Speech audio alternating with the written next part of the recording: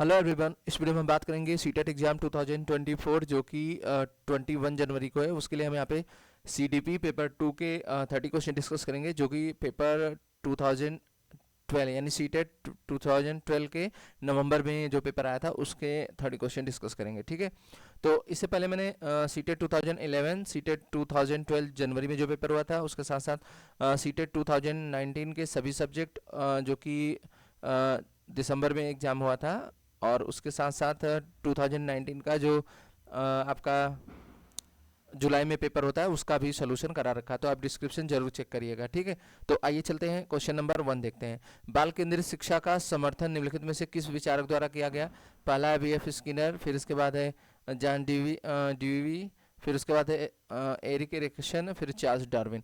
तो जो बाल केंद्रित शिक्षा का समर्थन था वो जॉन डेवी ने किया था, तो इसका राइट आंसर आपका सेकेंड हो जाएगा। क्लियर है? सेकेंड क्वेश्चन देखते हैं। इसमें दिया गया है कि एकल अभिभावक वाले बच्चों को पढ़ाते समय एक शिक्षक को क्या ध्यान रखें, मतलब जैसे उसके एक ही अभिभावक हैं तो इस प्रकार के बच्चे के साथ मित्र प्रकार से व्यवहार करना चाहिए। ऐसे दूसरा दिया गया, ऐसे बच्चों को कम गृह कार्य देना चाहिए, स्थिर और एक रूप वातावरण उपलब्ध कराना चाहिए, और चौथा है इस तथ्य को अनदेखा करना चाहिए और ऐसे बच्चे के साथ अन्य बच्चों के साथ समान व्यवहार करना चाहिए। तो आपका जो राइट आंसर होगा बेस्ट, क्योंकि यहाँ पे अभिभावक एक हो चाहे दो, टीचर को क्या करना है कि इस तथ्य को ध्यान नहीं देते हुए सभी जैसे सब बच्चों के साथ जैसा व्यवहार कर रहा है वैसा ही उस बच्चे के साथ भी व्यवहार करना चाहिए। ठीक है, तो राइट आंसर फोर्थ हो जाएगा। नेक्स्ट क्वेश्चन, और याद रखिएगा जब भी आप सीटेट का पेपर बना रहे हैं तो अगर आप 6 to 8 के पेपर सॉल्व कर रहे हैं तो आपको 6 to 8 के अभ्यर्थियों को माइंड में लेकर चलना है। अगर आप 1 to 5 के अभ्यर्थियों को मतलब यानी प्राइमरी लेवल का पेपर बना रहे हैं तो 1 to 5 के अभ्यर्थियों को माइंड में लेकर चलना है। तो इससे क्या हो रहता है, लगभग आपके 10 क्वेश्चन सोचने, मतलब आपकी थिंकिंग जो होती है बेटर हो जाती है बच्चों को लेके। हमेशा बच्चों को प्राथमिकता देते हुए चलना है। ठीक है, थर्ड क्वेश्चन है प्रतिभाशाली बच्चों के संदर्भ में संवर्धन का अर्थ है। पहला है शैक्षणिक गतिविधियों के संपादन में संवर्धन करना, शैक्षिक गतिविधियों में संपादन की गति को बढ़ाना, तीसरा है ऐसे विद्यार्थियों को वर्तमान स्तर ग्रेड को छोड़कर अगले उच्च स्तर ग्रेड में प्रोन्नत करना, और उसके साथ साथ आपका नेक्स्ट क्वेश्चन है आकलन की प्रक्रिया का संवर्धन करना। ठीक है, तो यहाँ पे एक्सिलरेशन, ठीक है, प्रतिभाशाली बच्चों के संदर्भ में संवर्धन, तो यहाँ पे इसका जो राइट आंसर होगा वो थर्ड आई थिंक हो जाएगा, ऐसे विद्यार्थियों को वर्तमान स्तर ग्रेड को छोड़कर अगले स्तर उच्च स्तर ग्रेड में प्रोन्नत करना। ठीक है, तो ये आपका थर्ड राइट आंसर हो जाएगा। फिर इसके बाद देखते हैं फोर्थ, इसमें देखेंगे प्रतिभाशाली विद्यार्थियों के लिए निम्नलिखित में से कौन सी गतिविधि सर्वाधिक उपयुक्त है। पहला है 5 पाठों के अंत में दिए गए अभ्यासों को एक बार में हल करना, शिक्षक दिवस पर कक्षा को पढ़ाना, अभी हाल में हुए स्कूल मैच का प्रतिवेदन लिखना, दी गई संकल्पनाओं के आधार पर मौलिक नाटक लिखना। तो यहाँ पे जो फोर्थ का राइट आंसर होगा फोर्थ हो जाएगा।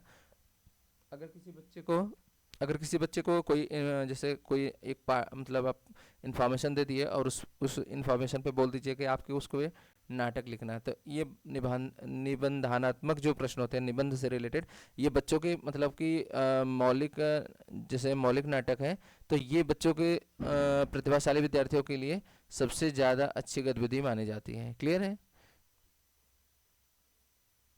नेक्स्ट क्वेश्चन, इसमें दिया गया है शारीरिक गति का बुद्धि रखने वाले बच्चे की अंतिम अवस्था निम्नलिखित में से कौन सी हो सकती है? वाचिक, राजनीतिक नेता, शल्य चिकित्सक, कवि। तो यहाँ पे राइट आंसर थर्ड हो जाए। ऐसे क्वेश्चन में थोड़ा सा ध्यान रखना पड़ता है, नहीं तो गलत हो जाएगा आपका। क्लियर है? नेक्स्ट क्वेश्चन है प्रतिभाशाली बच्चे क्या होते हैं? सामान्यतः शारीरिक रूप से कमजोर होते हैं, तो ऐसा नहीं है, बिल्कुल गलत है। और सामाजिक अंतःक्रिया में अच्छे नहीं होते, तो पहला तो गलत हो गया।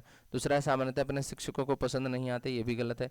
अगर प्रतिभाशाली बच्चे रहते तो टीचर ऑलरेडी अच्छा, मतलब पसंद का मतलब यहाँ पे लिंग से रिलेटेड नहीं है, यहाँ पे पसंद करने का मतलब एक अच्छा बच्चा है उसे सम्मान मिलता है। ठीक है, टीचर के थ्रू भी। तो दूसरा भी गलत हो गया क्योंकि यहाँ बोला गया पसंद नहीं करते हैं। फिर अगला, बिना किसी सहायता से अपने सामर्थ्य का पूर्ण विकास करते हैं, ये थोड़ा बेटर है। चौथा भी देख लेते हैं, मानव के लिए महत्वपूर्ण किसी भी क्षेत्र में अस्वभावतः अच्छा निष्पादन करते हैं। तो यहाँ पे जो सबसे बेस्ट ऑप्शन मुझे लग रहा है वो फोर्थ है, तो आपका राइट आंसर फोर्थ हो जाएगा, क्वेश्चन नंबर 6 का फोर्थ। नेक्स्ट देखेंगे यहाँ पे याद रखिएगा जो भी आंसर है मैं मतलब अगर किसी में दिक्कत रहती है तो मैं सब कुछ ऑफिशियल जो मतलब आंसर अभी सीबीएसई की तरफ से दिया गया था, वो सारे आंसर देखकर और चीज़ों को समझ करके ही मैं यहाँ पे वीडियो बनाता हूँ। ऐसे नहीं कि मतलब गलत भी ऑप्शन, अगर किसी में एक आध क्वेश्चन में गलत हो सकता है मान सकता हूँ, लेकिन ऐसा नहीं कि सभी क्वेश्चन में कुछ दिक्कतें होंगी। सब कुछ चेक करके ही मैं आपको यहाँ पे पढ़ाता हूँ, ठीक है। अगला है, मिश्रित आयु वर्ग वाले विद्यार्थियों को कक्षा में व्यवहार रखने वाले शिक्षक के लिए डैश का ज्ञान सर्वाधिक महत्वपूर्ण है। सांस्कृतिक पृष्ठभूमि, विकासात्मक अवस्थाओं, उनके अभिभावकों का व्यवसाय, सामाजिक आर्थिक पृष्ठभूमि। तो 7 का जो राइट आंसर होगा वो सेकंड हो जाएगा, विकासात्मक अवस्थाओं, ठीक है, का ज्ञान सर्वाधिक महत्वपूर्ण माना जाता है, ठीक। नेक्स्ट क्वेश्चन, इसमें दिया गया है कि शिक्षा का अधिकार अधिनियम 2009 के क्रियाविन्यास के बाद कक्षा कक्ष आयु के अनुसार अधिक सजाती है, आयु के अनुसार अधिक विषम जाती है, अप्रभावित है, क्योंकि शिक्षा का अधिकार विद्यालय की कक्षा की औसत आयु को प्रभावित नहीं करता, जेंडर के अनुसार अधिक समझाती है। तो यहाँ पे जो 8th का राइट आंसर होगा वो फर्स्ट हो जाएगा, आयु के अनुसार अधिक समझाती है, ठीक। नेक्स्ट नेक्स्ट में दिया गया है, संकल्पनाओं की व्यवस्थित प्रस्तुति विकास के निम्नलिखित किस सिद्धांतों के साथ संबंधित हो सकती है। पहला है, विद्यार्थी भिन्न दरों पर विकसित होते हैं, भिन्न दरों पर विकसित होते हैं, विकास सापेक्ष रूप से क्रमिक होता है, विकास के परिणाम स्वरूप वृद्धि होती है, और विकास विषम जातीयता से स्वायत्तता की ओर अग्रसर होता है। तो यहाँ पे जो संकल्पनाओं की व्यवस्थित प्रस्तुति विकास के निम्नलिखित में से किस सिद्धांत पर कार्य करता है, या किस सिद्धांतों के साथ संबंधित हो सकती है, तो विकास सापेक्ष रूप से क्रमिक होता है, सापेक्ष रूप से, ध्यान रखिएगा। अगला क्वेश्चन है, सीखने के सिद्धांत के संदर्भ में स्कैफोल्डिंग डैश की ओर संकेत करता है। अनुरूपी शिक्षक, पूर्व अधिगम की पुनरावृत्ति, सीखने में वयस्कों द्वारा स्थायी सहयोग, और विद्यार्थियों द्वारा की गई गलतियों के कारणों का पता लगाना। तो यहाँ पे जो स्कैफोल्डिंग है, स्कैफोल्डिंग शब्द दिया गया है, तो यहाँ पे इसका जो राइट आंसर होगा वो थर्ड हो जाएगा, सीखने में वयस्कों द्वारा अस्थायी सहयोग, ठीक। नेक्स्ट क्वेश्चन, इसका जो राइट आंसर होगा आपका थर्ड हो जाएगा। यहाँ पे क्वेश्चन दिया गया, मैडम चाय खाती हैं, वाक्य मैडम चाय खाती हैं, तो वाक्य विन्यास की दृष्टि से सही है लेकिन अर्थ विज्ञान की दृष्टि से गलत है। अर्थ विज्ञान की दृष्टि से सही है लेकिन वाक्य विन्यास की दृष्टि से गलत है। अर्थ विज्ञान एवं वाक्य विन्यास दोनों की दृष्टि से सही है, अर्थ विज्ञान एवं वाक्य विन्यास दोनों की दृष्टि से गलत है। तो यहाँ पे देखिए, अगर 11 का देखा जाए तो यहाँ पे वाक्य विन्यास की दृष्टि से तो सही है, लेकिन अर्थ विज्ञान के अकॉर्डिंग तो थोड़ा सा आपका अलग मान सकते हैं। तो आपका जो राइट आंसर होगा, वाक्य विन्यास की दृष्टि से सही है लेकिन अर्थ विज्ञान की दृष्टि से गलत है। तो ये आपका राइट आंसर हो जाएगा फर्स्ट।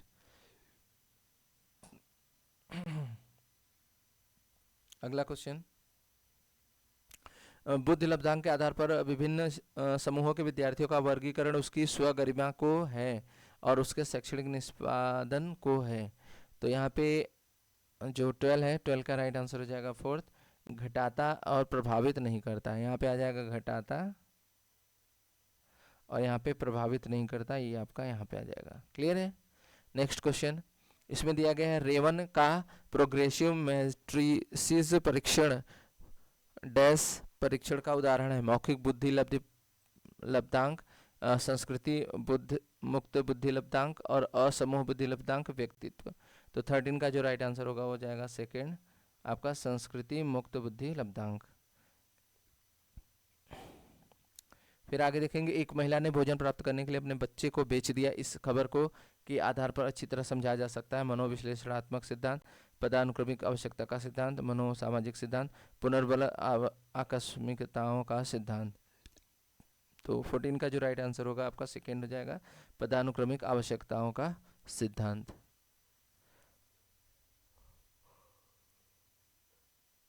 याद रखिएगा, जब भी प्रैक्टिस करिए सीटेट का, सबसे पहले आप कॉन्सेप्ट को क्लियर करिए, नहीं तो फिर आपको समझ में नहीं आएगा अच्छे से, ठीक है। अगला है, सतत और व्यापक मूल्यांकन की योजना में व्यापक शब्द डैश के अलावा निम्नलिखित के द्वारा समर्थित किया जाता है। बहुबुद्धि सिद्धांत, सूचना प्रक्रमण सिद्धांत, जेपी गिलफोर्ड का बुद्धि संरचना का सिद्धांत, एल स्टर्न का प्राथमिक मानसिक योग्यताओं का सिद्धांत। तो 15 का जो राइट आंसर होगा वो आपका थर्ड हो जाएगा, जेपी गिलफोर्ड का बुद्धि संरचना का सिद्धांत। नेक्स्ट, ये इरेज नहीं हो रहा है, अब ठीक है। नेक्स्ट देखते हैं, सीखने डैश के आकलन आकलन और अनुदेशन के बीच डैश के दृढ़ीकरण द्वारा सीखने के लिए प्रभावित करता है। तो यहाँ पे 16 का जो राइट आंसर होगा फर्स्ट हो जाएगा, के लिए। सीखने के लिए आकलन आकलन और अनुदेशन के बीच संबंधों के दृढ़ीकरण के द्वारा सीखने को प्रभावित करता है। नेक्स्ट क्वेश्चन है, विज्ञान के प्रयोगों में सामान्य लड़के उपकरणों का नियंत्रण अपने हाथों में लेते हैं और लड़कियों से आंकड़ों को रिकॉर्ड करने तथा बर्तनों को धोने के लिए कहते हैं। यह प्रवृत्ति दर्शाती है कि लड़कियां नाजुक होने के कारण ऐसे काम करना पसंद करती हैं जिन्हें ऊर्जा की खपत कम होती है। लड़कियां बेहतरीन अवलोकन करता होती हैं और वह बिना किसी गलती से आंकड़ों का रिकॉर्ड करती हैं। तो ये भी नहीं सही है।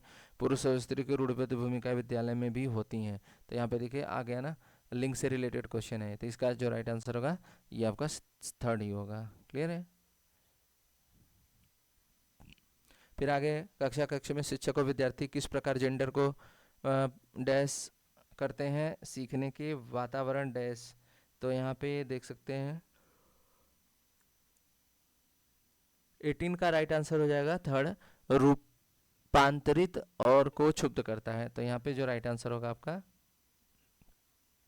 ये थर्ड हो जाएगा इसमें। ठीक, जल्दी देखते हैं, वीडियो बहुत बड़ी होने वाली है। फिर आगे देखते हैं, निःशुल्क अनिवार्य शिक्षा अधिकार 2009 के अनिवार्य शब्द का अर्थ है। फिर यहाँ पे दंडात्मक कार्य बचने के लिए बच्चों को विद्यालय भेजने के लिए अभिभावकों को अनिवार्य रूप से जोड़ डाला गया है। यहाँ पे बोला गया निःशुल्क अनिवार्य शिक्षा का अधिकार 2009 में अनिवार्य शब्द का अर्थ। तो यहाँ पे पहला तो नहीं हो सकता। ठीक, तो दूसरा है अनिवार्य शिक्षा सशक्त माध्यम से प्रदान की जाएगी, ये भी बहुत जरूरी नहीं है।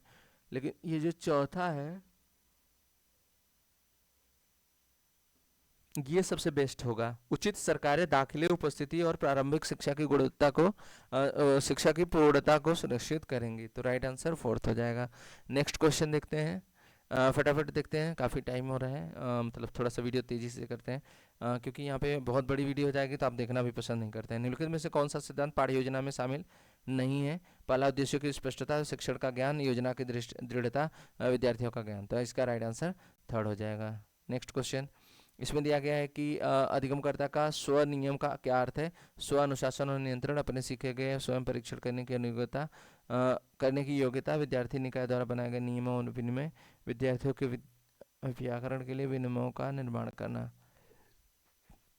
तो 21 राइट आंसर हो जाएगा सेकंड, अपने सीखने व स्वयं अनुभव अनुशिक्षण अनुविशिक्षण करने की योग्यता।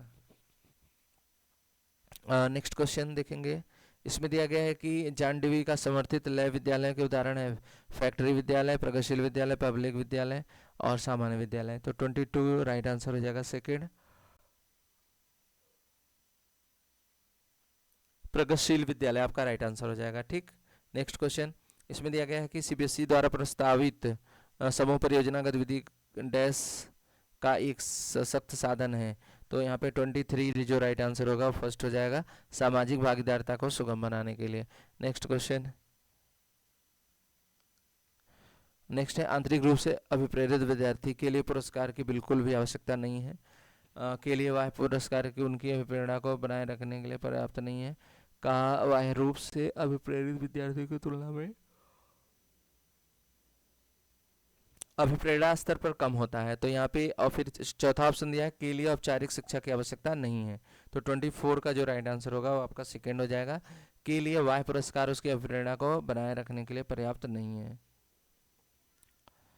थोड़ा यहाँ पे 5 क्वेश्चन और बचे हैं, देख लीजिए आप। उपलब्धि अभिप्रेरणा है, तो उपलब्धि, मैं यहाँ से 5 क्वेश्चन का डायरेक्ट आंसर बताऊंगा क्योंकि सारे ऑप्शन पढ़ने पे वीडियो बहुत बड़ी हो जा रही है। उपलब्धि, उपलब्धि का मतलब समझ रहे हैं, उपलब्धि किसी चीज़ के हासिल करना। प्रेरणा का अर्थ क्या है। तो 25 का जो राइट आंसर होगा फर्स्ट हो जाएगा, चुनौतीपूर्ण कार्य करने में डटे रहने की प्रवृत्ति। नेक्स्ट क्वेश्चन, इसमें दिया गया है कि विद्यार्थियों में प्रतिक्रिया प्राप्त करने का आदर्श परीक्षा समय डैश के सही अनुपात में होना चाहिए। तो 26 का राइट आंसर हो जाएगा सेकंड, प्रश्न का कठिनाई स्तर। नेक्स्ट क्वेश्चन, यहाँ पे दिया गया है कि मान लीजिए कि आप विद्यालय के शिक्षा बोर्ड के अध्यक्ष हैं, आप अपने अधिकार क्षेत्र के अंतर्गत आने वाले विद्यालयों की शिक्षा की संपूर्ण गुणवत्ता को सुधारने के लिए क्या योजना बनाएंगे। इस प्रकार का प्रश्न डैश का एक उदाहरण है। तो यह है आपका उच्च स्तरीय अभिसारी का तरीका। ठीक है, नेक्स्ट है, एक विद्यार्थी कहता है कि उसका दादा आया है, यह शिक्षक होने के नाते आपकी प्रतिक्रिया होगी। हाँ, उसके दादाजी आए हैं। बच्चे, आप सही वाक्य नहीं बोल रहे हैं। और फिर दादा आया है की जगह दादाजी आए हैं कहना चाहिए। आप अपनी भाषा पर ध्यान दीजिए। तो इसका जो बेस्ट ऑप्शन है वो आपका फर्स्ट हो जाएगा। अच्छा, उसके दादाजी आए हैं। ठीक। अगला क्वेश्चन है, लॉरेंस को हर वर्ग के द्वारा प्रस्तावित निम्नलिखित चरणों में से प्राथमिक विद्यालय के बच्चे किन चरणों का अनुसरण करते हैं। तो 29 का जो राइट आंसर होगा वो थर्ड हो जाएगा, बी और ए, यानी कि ये और ये सही है। लास्ट क्वेश्चन देख लेते हैं जल्दी से। इसमें दिया गया कि अलावा निम्नलिखित घटना वृत्तांत रिकॉर्ड की विशेषताएं हैं। तो 30 का राइट आंसर हो जाएगा सेकेंड। ठीक। तो ये थे सीडीपी के 30 क्वेश्चन जो कि सीटेट 2012 नवंबर में आए हुए थे। इसके बाद अब नेक्स्ट ईयर का मैं सीडीपी का क्वेश्चन अगले वीडियो में। ठीक है। वीडियो कैसा लगा, वीडियो पसंद आया तो लाइक करिएगा और चैनल को सब्सक्राइब करिए। Thank you for watching.